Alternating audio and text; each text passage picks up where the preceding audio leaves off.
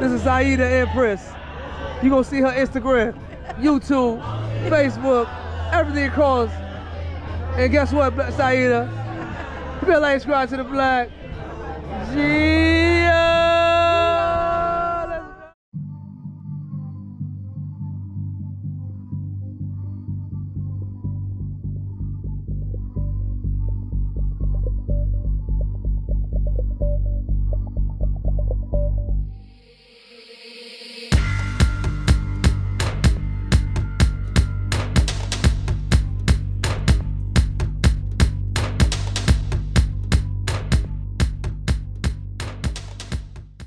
Welcome back, BLACKGEO. You better like and subscribe. I know you didn't know it was gonna end up here.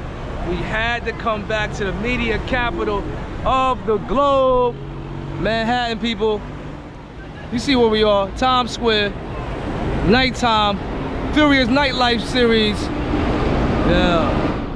So, people, we want to thank Miss Nicolene G. You better like and subscribe to Miss Nicolene G, one of the biggest producers in East Africa, because she came to show love to the BLACKGEO. Hopefully, she will invite me back to her channel, Bubbling Up Producer.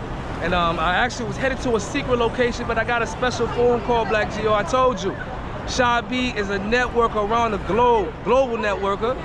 Special edition, people. I've been talking about this woman. She's a big-time influencer from Panama to the US. And surprisingly, she loves the BLACKGEO. She loves the BLACKGEO. And we've been talking about this for about a year. And I met this woman on a special time of traveling last year to a great destination that you saw on the series. Go back and watch our series, people. Bienvenue, this is the BLACKGEO. Madam, how you doing? How you doing? So, we here back in New York City. We got to see what the travelers have been up to. You know, I've been gone for a minute. I've been gone from New York City about 3 months. So, oh, I know y'all got Afrobeat downtown now. Oh, that's the BLACKGEO, my brother. It's the BLACKGEO based in Nairobi, Kenya. So when I hear that Afrobeat, especially in New York City, see, they don't know how to move like that. The BLACKGEO, my brother. Better go on YouTube and check me out. Thank you. Hope you guys enjoy New York City. You are out here with the BLACKGEO on YouTube. Make sure you go on YouTube, people. Better like and subscribe. Hope y'all enjoying y'all trip here in New York City, people. I love New York also. Yes, yes, yes.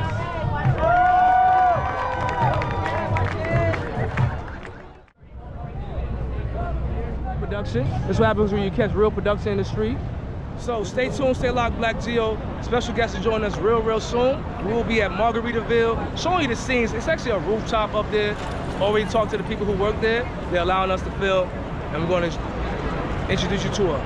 Big time influencers here. I can't wait to see her on the BLACKGEO. You better like and subscribe, people. Let's go. We have reached Margaritaville, located on 7th Avenue here in Times Square. Gosh, the star actually showed up. She's here, people. She's here. People. Who is this woman? Please introduce yourself a little bit. My name is Saajida, Empress Saajida. Oh my goodness. Ma'am, you're looking so beautiful tonight. You're looking so beautiful tonight. Thank you, thank you. Yes, BLACKGEO, I told you, I network with a lot of people around the world. You're gonna love this woman right here, people. But like, subscribe to the BLACKGEO. Stay tuned, people. Stay live. Thank you. But like, subscribe, people.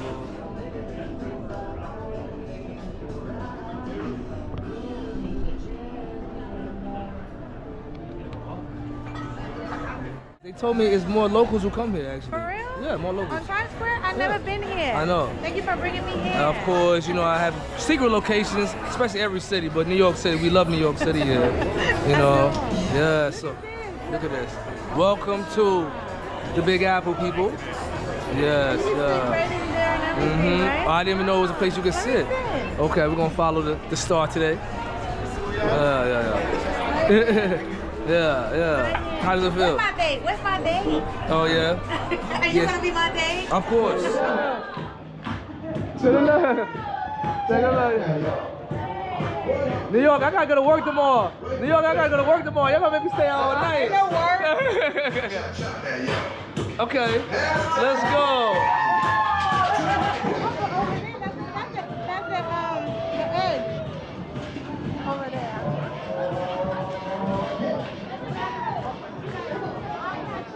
So we back here on the Black Geo, people. You better like and subscribe. I told you we had a special guest here in New York City, big time influencer. You know I like to hype people up, Saida. You know how I do. Empress Saajida, let people Empress know. Saajida. You're gonna see everything across the Instagram, YouTube, Facebook. Please, Saida, introduce yourself to my platform, please. Hi everyone, welcome to his platform. My name is Saida. They know me as Empress Saajida, Organic Curves. Yes. I'm here. I'm telling you, I've been waiting to be part of this interview for like a year ago now. Yes, a couple months. She's been lying to me. Like a lot of few people out here. It's good. It's okay. No. Like, That's you know, good. our schedules didn't match, but I'm so grateful that finally we've been able to connect. So, you know, ask me questions. Thank I'm you so here much. to tell you the truth. So first, introduce your, you want to say your full name and your platform for people? Go ahead. Okay, so my full name is Saajida O'Quinn. It's Yes. Empress Saajida and Organic Curves. Yes. So, Set the platforms you're on, all the platforms. all the platforms I'm on. I'm on Facebook. Yes. On Facebook, I'm Empress Saajida. I have Organic Curves. I actually have 4 platforms on Facebook. Yeah. My major platform is Empress Saajida. It has almost, by now it's like close to 3 million followers. And actually most of the people that follows me on that account is on an international level. Yes. People from India, Africa, We're going to talk about that. Central America, and I've been getting invited to go to host with all of these countries. I couldn't even believe it. I was like, oh my God. Let me tell you something. They have my image on a billboard somewhere in Africa at one point. Oh yeah, I can't wait to see that billboard. They sent it to me, and I was like, who put my picture up there? I'm actually like going to that? brag to him when I see him and take a picture and say, I know this woman. I know this woman, people. But we're going to get it back, a little information about your background. Tell the people what country you originated from. So, I was born in Panama, which is Panama, Republic of Panama in Central America. That's a little country in the middle in between Colombia and Costa Rica. Yeah. And we have about 4 million, the population is very diverse. But if my ancestry, my parents, my grandparents, they all come. I'm from the diaspora, it's from West Africa. Yes, ma'am. And Northern Eastern Europe. Panama, baby. We love Panama. The African content loves Panama. You sitting with a West African man, baby. Yes, and shout out to Panama. Yeah, let me tell you, like I did my DNA ancestry, and it says clearly, like I'm 51% West African. So come on home. Wait. So come on home, It came baby. out- No, let me- we actually gonna make some. We're gonna buy some land in Panama also, but come vacation back home in West Africa, baby. Yeah. And let me tell you the countries that came up. It came up Benin, Togo, Ivory Coast, Ghana, Nigeria, all of those countries from the West African region, Yes. and then from the Northern Eastern European, it was Ireland, Scandinavia, Norway. Yes. There's a lot of other ones there that is like, I'm like, oh my God, I'm all over the Yeah, place. you all over. Yes, so That's what we- definitely the diaspora, yes. Make sure people, Panama is a place you gotta research to go visit. So much history there, so much political history also there. So when you get there, it's not just a touristy place. So it's a place you go get a lot of information about what happened in the past. In Panama, we use the U.S. currency in Okay. Panama. Okay, We thank you speak for telling me. Spanish. We Okay. speak Spanish. That's A the lot old of baby. investors go and they put their money in put the money away in Panama because of the rules and the regulations of banking in Panama. The banking system is similar to Switzerland. Yeah. So a lot of investors go and they put their money over there. So if you got that kind of money, just look at Panama. It's one of the homes for major money. And just to give you a plug, I actually been invited to go to Panama to do a series over there. Wow, yes, you're welcome. I told Anytime. you, one of my partners, Sister Explorer, has family who has property there. He's also Panamanian. So they want us to come over there and bring our production there. So Miss Saida, Empress, stay tuned, stay locked to the Black Geo. We'll be in your country very soon. And I just want to give subscribers a little bit of information about your country. I was researching and said 31% of your population at least identifies as Black or African descent in your country. So that's great to know about that, you know, Yeah. so people know about the history in your country. Definitely, and we have a celebration called El Día de la Etnia Negra, where all the people from African descent, they celebrate all their costumes and everything that's happening in Africa. You go and you see them there, you're like, oh my God, it's incredible. So my family, you know, we always go to that. It's a beautiful experience with the costumes and everything, and people now are more awakened to know where they really coming from. At first they didn't know. I moved at, let me see, I came 1 year before, like when I was 17, but then I stayed when I turned 18. I came here, my mom sent me out here for 50 USD. 50 What? USD, yes, 50 USD. But luckily she had a lot of siblings here in the United States, so I was able to crash into everybody's home. Yeah, I was God sleeping bless in you. everybody's couches. I didn't have my own bed. Yeah. Then I came with a lot of like summer clothes, like summer outfits. Yeah. And you know, body was like very hourglass. And Yeah. I never forgot when I was in Brooklyn, by close to the pink houses What part in of, Brooklyn. oh, you was in pink houses? Yeah, because Shout out to the my pink aunt, houses. my aunt lived in East New York, Okay. and then one guy, you know, I was walking and he literally crashed in a pole because of my shorts, and I was like, what's going on? Like, I noticed that in my country you rarely use too many clothes because it's very so hot. humid, yeah. It's very humid. But here, summertime, like men, like we're behaving like they've never seen. Saajida, you know how it is in New York City. I just showed the subscribers so many beautiful people downtown right here. The city is full of beautiful women, and I probably, even back then, it was still the same. So guys here seeing a woman like you probably came with a heavy accent. Was your accent a little bit more heavier? My accent was heavier. I speak more Spanish, and then you know, my body was like, God damn. It's a PG-13, Saajida. We got some. I'm just joking, but yeah. So they talk about. I mean, Panamanian is some of the most attractive women in that country, and you'll find them here. I mean, a lot of Panamanian women, they are attractive women, so I mean, that happens. Yeah, so, thank you, that happens. Panama. I think like there's beautiful women all over the world. Like honestly, all over the world you can find beautiful women in all shape and forms, even from the inside out. Women are just beautiful. I think like God created us like it's a masterpiece. I want to ask you a great question. Yeah. What was your culture shock moving to America from Panama though? My culture shock was, honestly, where I was coming from Panama, it was in the dating scene. The dating scene, it was a culture shock because I wasn't used to certain things in Panama. It was very, men, like they in charge of everything and they take care of everything. There was no such thing like nowadays, like 50-50. Like I didn't understand that whole culture. You got some men on my channel started shaking their head when you heard that. Ain't no like we, you know, I came here and you know we cook, clean, do all the home duties at home. Like we are very homemakers, nurturers, mothers, like that kind of thing. And coming here, you know, women were more into like going to work and do this. Women in Panama, men take care of the household, and women, no, men makes the money, brings the money home, and women takes care of the houses and the kids. Nowadays, Panama have changed and imitated a little how America is, so it's not the same like when I came, but that was my culture shock. And then, you know, at the time I didn't speak that much English too, so I had to like get acquainted with the words, the writing, and you know, that was my main culture shock that I had. The weather, I'm used to like the heat, and then I didn't even have clothes. Like my cousin started giving people don't know. They come to America. You see what happened when a lot of the migrants came. They didn't update them about the weather. When you come in the summertime, it's like a hypnotization because you see the city. You can actually sleep outside in the summer. When the cold comes to New York City. Let me tell you, my whole skin got like flaky, like a fish, and I thought I had some sort of issue with my skin. I called my mom in Panama. I said, Mom, my skin looked like fish. You know, it doesn't matter how many lotions I put, it was still like that. And then they told me like, no, my skin was getting into a shock, but then it's gonna adjust to the cold. And I was wearing all kind of moisturizer. I mean, that was like mainly my culture shock. It was mostly the dating, because I came single and I was getting like flooded. A lot of guys were like after me, and they were going different. And listen, let me tell you, my uncle said you cannot date all these people. They wanted to send me back home because they were so stressed out.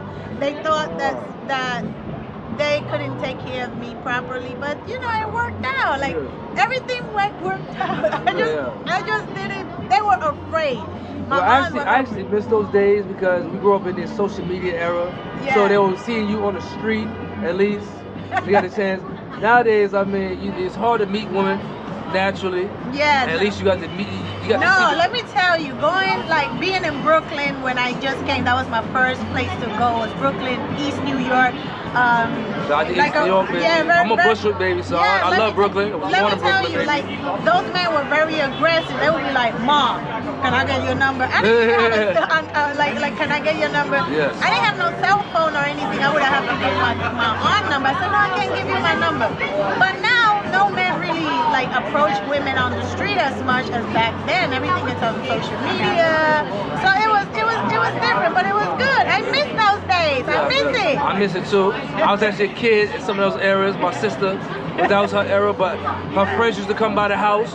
I was about 10, 12 half the time trying to holler at her friends. My older sister's like 10 years older than me, so it's crazy when they see me now, and I'm in my 30s now. I tell them all the time, like, hey, I'm grown now, baby. Like, stop all that BS, I'm a baby stuff, you know what I'm saying? You know, because y'all grew up in a real era. I classify myself like a 70s kid. I should have been born in the 70s, because my vibe is more the 70s, 80s. So you an old soul? I'm an old soul. You know, I know you see that. I'm an old soul guy. Old soul. Yeah, I don't vibe in this era.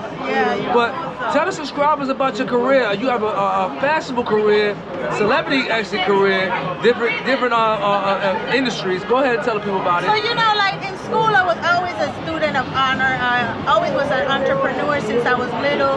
I've been selling like different things since I was little. I was selling candies and then hair bands. So I always had an entrepreneur spirit and mindset. So coming to America, I was already in the University of Panama.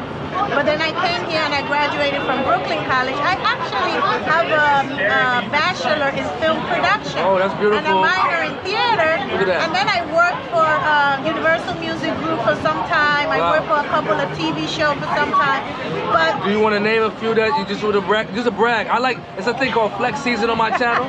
So anytime somebody doing something, you need to flex, baby, because nobody else gonna talk about it. The name of the show. Flex season, baby. Flex season. I'm totally forgot, but I know I was in Universal. Well, we're gonna talk about some stuff that she. And I worked a little bit with L.A. Reid and Dane Dash. You know, for just a very little time in Universal. I want to congratulate you for all the So then I have that, and I remember I like to paint. I come from a family of painters, so I'm a painter, and I always was doing the makeup for the film productions. As you can see, I work for a lot of like rappers. I was doing the makeup for a lot of the rappers and stuff like that. So I decided to go to cosmetology school, so I went to Empire Beauty School here in New York City, and I was able to transfer myself from film production, and I went straight into beauty. And I ended up working for Sephora. I was there working for Sephora as a lash technician, and then after I was working for Anastasia from Beverly Hills. Anastasia from Beverly Hills, I became so famous there. How can I explain? That's where I got all my celebrity clients from, because I became so good at doing eyebrow shaping that they actually was like, we need you in LA, we need you in New York, we need you here. And I never knew, but because I know how to paint and my steady hand, I became very popular. I started getting connection with PR agents, and they were sending me their clients. They actually even requested me like via helicopter, can you come and do such and such brows in the Hamptons? I mean, I did Lala Anthony as well. We got very close. Yeah, I saw you with Lala. I want to give thanks to Lala. I'm gonna be honest with you, because shout out to Lala, baby. She opened a lot of doors for me, even though, you know, me and her had many frictions as girls, but we still love each other. You know, I love Lala, but I get mad at Lala. Lala gets very mad at me at times. But well, Lala, if you see this video, Saajida, Empress, and the BLACKGEO, we've been following you for a long time. Lala, I've been watching you on MTV for a long time. You better come support the BLACKGEO. We both apologize. Okay, I apologize.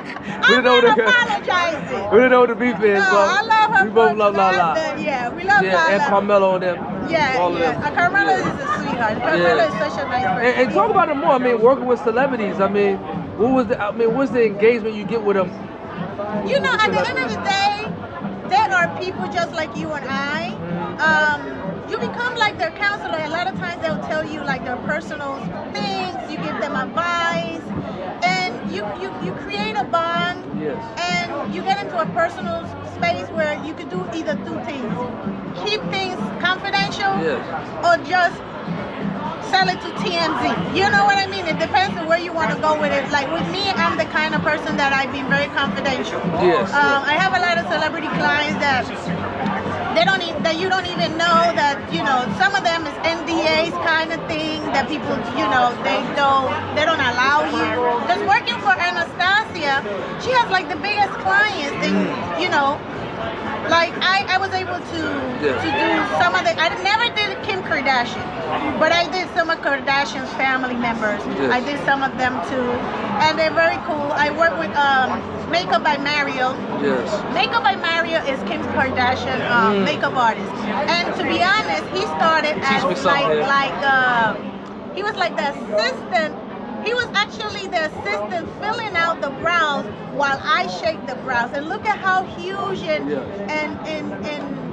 great that he's doing. So you don't know where people can go, you know, in life. But I want to give people might say, oh, Kim Kardashian, this and that. What I like about what they do, if you work for the Kardashians, they tend to turn you into an empire, and that's what happened with. So when it comes to and they may get you out of jail too. Huh? And they may get you out of jail. You see what Shorty said? She a lawyer now. Say, hey. Yeah. So this is the thing. So they see business in you, and then they'll turn you into an empire. Yeah. Also, there are some celebrities that they will have you work with you.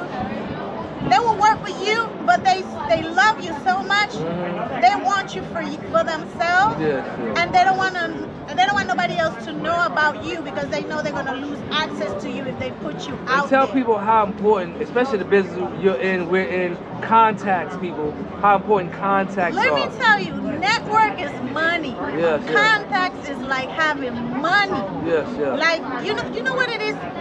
I want everybody that is on the other side of this screen, look at your phone contacts. Tell me if you're in an emergency, can you call a good attorney? Can you call a good doctor? Can you call a good surgeon? Can you call an investor? Who can you call? If you just named 3 people I can't call. Exactly. If you have your contact list and if you don't have nobody with leverage, with power, with connection, then you are not doing something right. I'm telling you, because I realized that. Like me, I have so much contacts, but I didn't even know the value of it at one point. Is it including the BLACKGEO? Including the BLACKGEO. Oh, yeah, I got some rank, baby. Hey, I got some rank out here, baby. But she's right. Yeah. Contact. People don't understand even my business. It started with the contacts, the relationships, organizations you're working with, and that's how you make the best production, or even that's how you start your business. Any industry you're in, it's who you're dealing with. Person, place, a thing. People think, you know, how you come up with an idea, create a business, is wherever you're standing at. So even your career, that's how you, it means cosmetology, digital marketing, aviation, I don't care if it's product placement, those things can lead you to many different people. And let me tell you how I ended up being a plus size model. My story is so crazy. So because I became so popular doing eyebrows, and I'm a licensed cosmetologist and tattoo artist in the state of New York and Atlanta, another state that I'm trying to get my license to, I landed Oprah Winfrey standing model. Wow. That's how it is. So she found out about me, and we are great friends today. Her name is Trisha Campbell. Yes. And Oprah told her, like, you know, what are you gonna do? You're always standing model, like, go for your dreams. So she started a swimwear line called Glamour Swimwear. Yes. And I used to encourage her. I do while I'm doing her brows. We talking. We talking. So she brought me one of her pieces. You know, I'm small on the top, heavy on the bottom. Most of her models were heavy on the top, small on the bottom. She's a fit model for Oprah Winfrey and a lot of other brands. And then she goes and I think she was missing a model for some fashion show right here on Times Square somewhere. She gave me the swimmer. She called me. She said, Saajida, do you think you can walk for me on this runway show? I said, walk for you? She said, you got the body, the swimwear. Will you do it? Yeah. I went on YouTube. I said, how can you walk this runway walk again? Because I did it when I was little, but I totally forgot about it. I did the runway show for her. And I got picked 25 picks on, I think it was a Glamour magazine. It was some magazine. Listen, I don't want to be lying because I'm on TV, but I don't remember which magazine it was. Yeah. But I got picked on the 25 from all of these 100 designers. Wow.